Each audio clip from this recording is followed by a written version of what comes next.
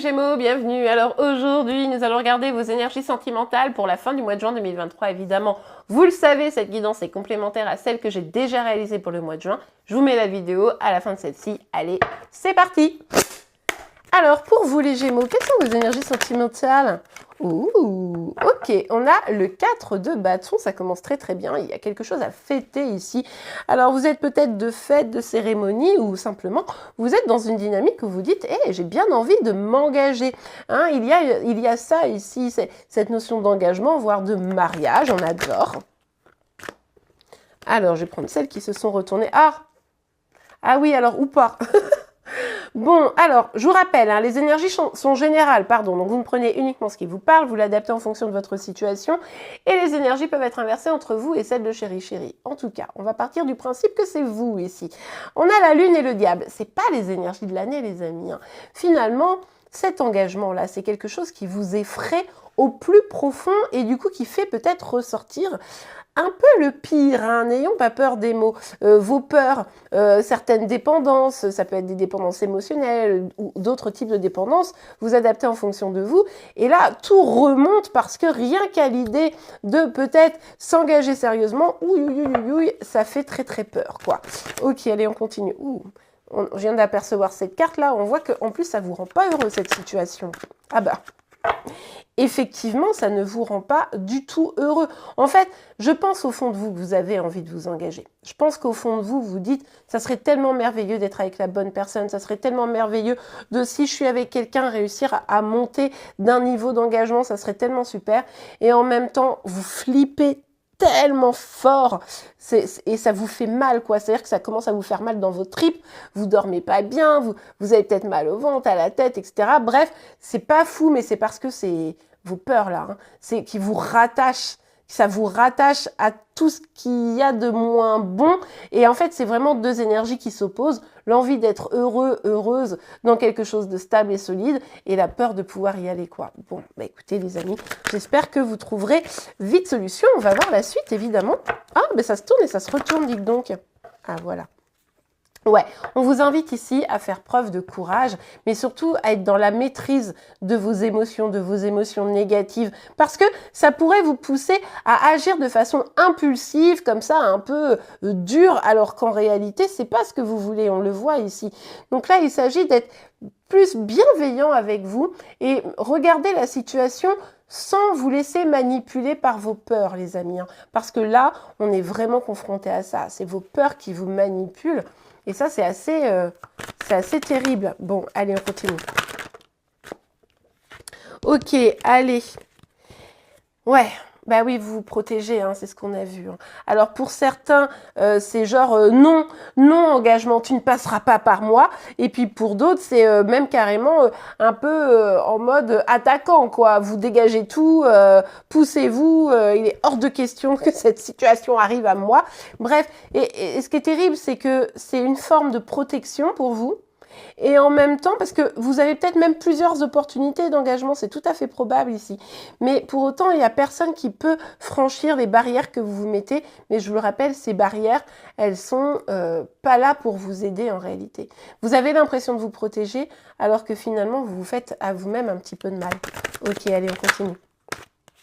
Ouais, légitimement, hein, on vous invite à vous libérer de tout ça, on vous invite à écouter votre âme, votre instinct, votre cœur, de sortir de toute forme d'attachement à toute dépendance, à toute toxicité. Ça peut être aussi un entourage, ça peut être aussi, pour certains, être dans une triangulaire.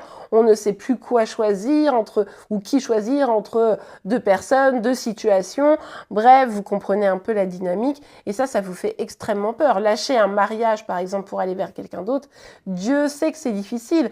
Donc bon, on vous dit, waouh, relâchez un petit peu la pression, accueillez aussi les choses. Mais pour ça, il va falloir déjà accueillir vos émotions, accueillir vos sentiments pour pouvoir retrouver une paix, quoi. Ok, allez. Bon, on nous parle ici du cavalier de coupe. Alors pour certains, certaines, vous pourriez avoir un message de quelqu'un qui vous donne beaucoup d'amour, hein, c'est tout à fait possible, sauf que difficile pour vous de l'accueillir. Mais ce qui est terrible, c'est que c'est difficile d'accueillir et ça vous fait mal de ne pas réussir à l'accueillir. Et pour d'autres, c'est vous qui allez aller communiquer parce que justement, ça vous prend trop aux tripes, quoi. Vous dites, non, mais c'est pas possible, je peux pas être dans cette situation, il faut que je parle, il faut que je dise les choses. Alors attention, c'est quelqu'un qui vient à vous, surtout, n'oubliez pas que cette personne, elle doit bien être à la hauteur de ce qu'elle peut dire, vous voyez. Bon, on a le roi de bâton ici. Avec le roi de bâton, on voit qu'en face de vous, vous avez quelqu'un qui peut sembler assez déterminé, comment dire, vous savez, c'est quelqu'un qui va avoir beaucoup de charme, beaucoup de charisme, qui va savoir extrêmement bien s'exprimer et qui a beaucoup de rêves, qui a des rêves à réaliser, des projets à réaliser. Ça peut également être vous qui, au fond, avez des projets, vous avez envie d'avancer, mais voilà, il va falloir maîtriser un petit peu tout ça pour pouvoir aller dans le bon sens. Si c'est la personne en face de vous ici, qui est qui est dans cette dynamique, voilà, c'était pas facile à sortir, eh bien, il va falloir réussir, vous, à vous aligner un petit peu, à vous ancrer davantage pour pouvoir vibrer sur des énergies, finalement, assez de stabilité émotionnelle de la même manière, quoi. Même si là, en face de vous, vous avez quelqu'un qui a beaucoup de passion, qui est très passionné, c'est peut-être ça également qui vous fait flipper, hein. Surtout si vous êtes déjà engagé pour certains. Allez, on continue. Pour vous, les Gémeaux, hop là. On a la carte de la projection, bon bah oui, ici vous êtes dans une relation miroir, hein, du coup qui vient vous stimuler vos peurs, qui vient vous faire travailler, qui vient vous montrer aussi votre ego pour vous faire face à votre ego et vous faire comprendre que cet ego il est un petit peu... comment dire, il joue contre vous, hein, vous voyez un petit peu la dynamique, et puis bah, là on voit que ça stimule, voilà, les peurs, c'est assez compliqué. Bon, cette carte veut sortir, en plus je l'ai vue, donc je vais la prendre. On a la carte de la clairvoyance ici. Ouais, en fait, le truc, c'est qu'il va falloir, pour vous libérer, voir clair dans les choses, dans les situations et dans les personnes qui sont autour de vous, là. Parce que c'est ça qui va vous permettre d'avancer, d'accord? Il va falloir vraiment écouter votre instinct, chose que vous avez peut-être un petit peu de mal à faire.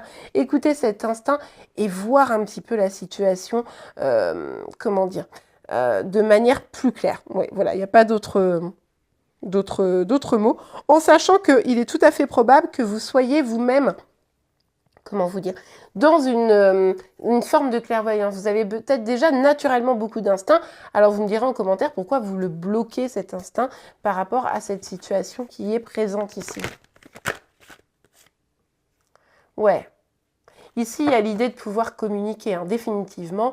La souffrance est telle, la tristesse est telle que communiquer, il y a un petit peu que ça comme possibilité, hein. C'est-à-dire qu'il va falloir exprimer les choses, dire les choses. Alors pour certains, c'est même carrément retrouver la personne. Mais en tout cas, ici, on voit bien que sans communication, eh ben, le torboyau va rester là, quoi. Donc, n'hésitez pas éventuellement vous-même à dire les choses, à communiquer pour pouvoir sortir de cette situation. Pour pouvoir aussi comprendre ce qui se passe. Ouais, on vous dit bien que seule la communication va vous permettre de sortir de vos peurs.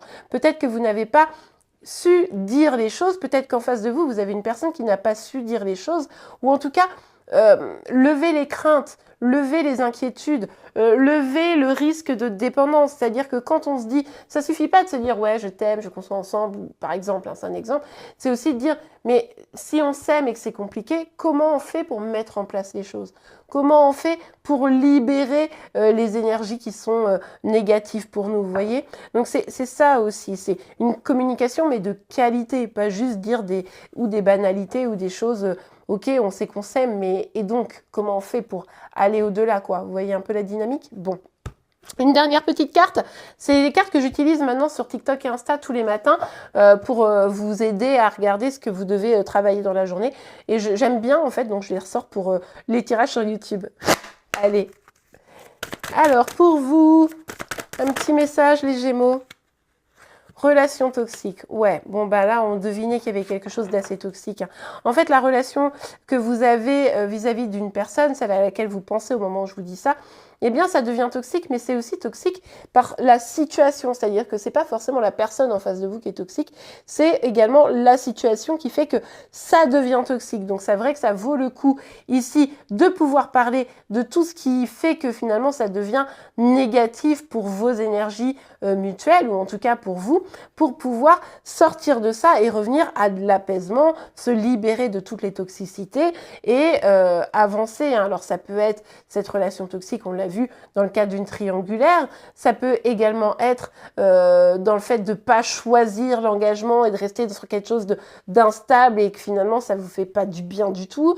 Ça peut être aussi des dépendances aux autres, des dépendances à des substances, des dépendances, voilà, vous adaptez en fonction de votre situation pour vous ou pour chéri, je vous l'ai déjà dit, les énergies peuvent être inversées entre vous et celles de chéri. Et bien voilà les amis, j'espère vraiment que cette guidance vous a plu, c'est le cas, n'oubliez pas de la liker, je vous remercie pour vos commentaires et vos abonnements pour être informé de tous les prochains tirages. En attendant, je vous souhaite une très très belle journée, une belle fin de mois de juin et je vous dis à très vite, au revoir.